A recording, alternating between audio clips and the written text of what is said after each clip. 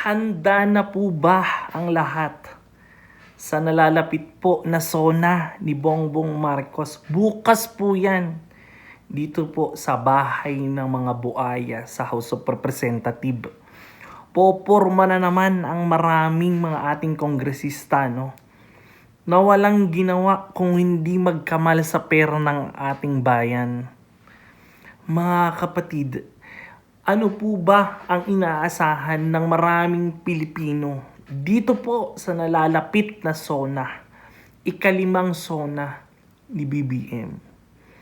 Ikaw, bilang isang Pilipino, handa ka bang pakinggan ang mga ibibida ni BBM? Sinabi pa ni Claire Castro at ni Bongbong Marcos na siya po ang magsusulat ng kanyang storytelling dyan po sa Senado, mga kapatid. Handa ka na ba? Ako hindi pa. Oh my goodness, sa daming problema po na kinaharap ng ating bansa. Mangangako na naman si Bongbong Marcos. Uutuin na naman ng maraming Pilipino. Iuulat na naman ni Bongbong Marcos ang mga kawalang hiyaan na nagawa ng kanyang administrasyon. Makikinig po tayo kahit hindi tayo interesado, ano? Batay po sa inilabas ng ANC, courtesy po ANC, ito po ay sa ABS-CBN, ano? What are the Filipino want to hear in SONA 2026? Nangunguna po dito, no, ang pinakamataas po na gustong marinig ng maraming Pilipino ay anti-corruption drive. Kung papaano pinatakbo na nakakuha po ng 29.8 dito po sa maraming Pilipino, mga kapatid.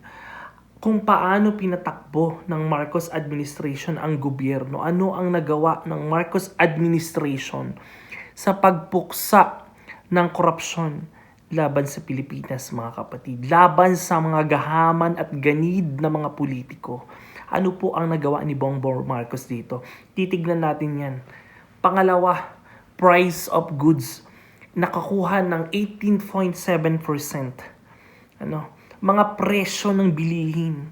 Tignan natin kung ano na naman ang ibibida ni Marcos Jr. dito sa mga samut-saring pagtaas ng bilihin sa ating bansa. Number 3, job and livelihood opportunities na nakakuha ng 6.6%. Mga kapatid, ano? Poverty, kahirapan, nakakuha ng 6.2. Isipin mo, no, napakadami pong mahihirap sa ating bansa, lalong-lalo na po dyan po sa lugar ng Maynila, mga kapatid. Ang kahirapan po na bumubulusok at nararamdaman ng maraming Pilipino ngayon, mga kapatid, dahil po sa Marcos administration ay hindi na po natugunan ang mga paingangailangan ng maraming Pilipino sa pagsugpo ng kahirapan laban sa Pilipinas. Hindi na po natin na-check, no, kung ilan na po ang poverty rate sa Pilipinas ngayon, mga kapatid. Kung ito po ba ay doon nadagdagan pa or patuloy po na naintak sa ganong pong marka, mga kapatid, ano? Ang low wage earner, mga kapatid, ang mga pasahod po na mga kababayan nating Pilipino nagtatrabaho sa Pilipinas, no? Ang pasahod at ang high fuel price na nakakuha po ng 4.9%, mga kapatid, ang presyo po ng gasolina, at alam naman po natin yan, hindi po lingid sa kaalaman ng maraming Pilipino kung paano po bumulusok ang presyo ng gasolina po sa ating bansa, mga kapatid. Hindi lang po yan sa ating bansa, pati po sa ibang panig ng mundo, mga kapatid, na nakaapekto po dahil po sa kaguluhan na nangyayari po dyan sa gitnang silangan. Diyan po nagsimula ang pagtaas ng presyo ng ating gasolina. And next po, agricultural issue na nakakuha po ng 4.0%, mga kapatid. Alam naman po natin ang mga sektor ng pagtatanim, agrikultura, mga kapatid, kung natutugunan po ba ang mga taong ito na nagbibigay ng pagkain sa ating hapag, mga kapatid, ano ang nag-aani ng ating mga gulay, nagsusumikap para may mga ipakain sa maraming Pilipino.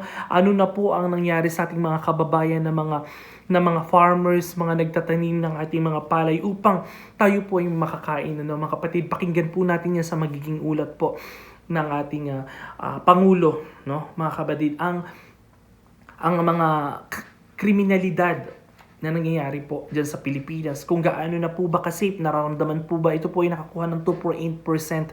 Nararamdaman po ba ito ng maraming Pilipino? Ang krimen na nangyayari po sa Pilipinas, mga kapatid, ramdam po ba ninyo kung ang inyong mga anak ay nakakauwi ng hating gabi? Tingin nyo po ba safe pa?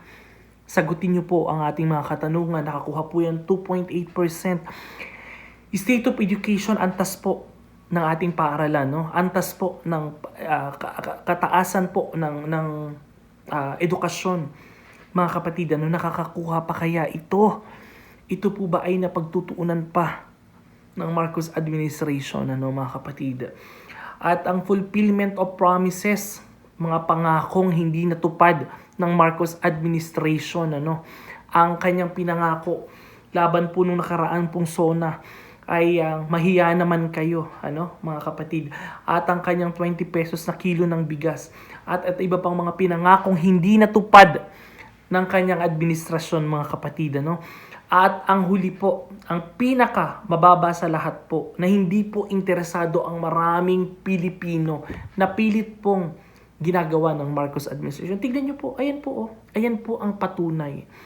Nasa pinakakaduluduluhan po, ang pinakamalaking issue at problemang kinaharap po ni Vice President Sara Duterte. Naakala naman po natin na ang buong Pilipinas ay interesado sa pagpapatalsik kay Vice President Sara Duterte. Yan po, BP Sara Duterte impeachment trial, 1.2%. Look, imbis na itulong po sa mga kababayan natin ang pondo na ginagastos po dyan, sa inyo pong pagpapakain, sa inyo pong ginagawang trial, itigil nyo na lang muna yan. Itigil nyo na lang muna yan. Daanin na lang natin sa eleksyon sa 2028 kung meron po bang ibubuga, ang inyo pong mga pambato. Alam po natin, ito pong Marcos administration ay wala na po itong ipambabato, kaya ipambabato, Kaya ang gusto na lang po nilang mangyari, wala na silang makuhang itatapat kay Vice President Sara Duterte. Kaya pinipilit na lang po nila itong matanggal sa posisyon. Mga kapatid, yan po ang tunay at katotohanan na realidad. Mga kapatid, ang hindi interesado ang maraming Pilipino sa impeachment trial ni Vice President Sara Duterte. Mga kapatid, marami na naman pong iiyak dyan. Yan po ang mga gustong mapakinggan ng maraming Pilipino. Bukas, kapag humarap na naman po sa Kongreso si Bongbong Marcos, mag-aabang na naman tayo.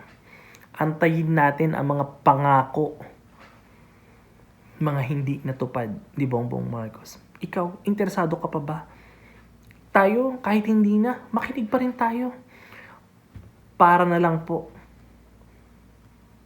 malaman natin kung ilang taon pa tayo gagaguhin at lolokohin ng Marcos administration.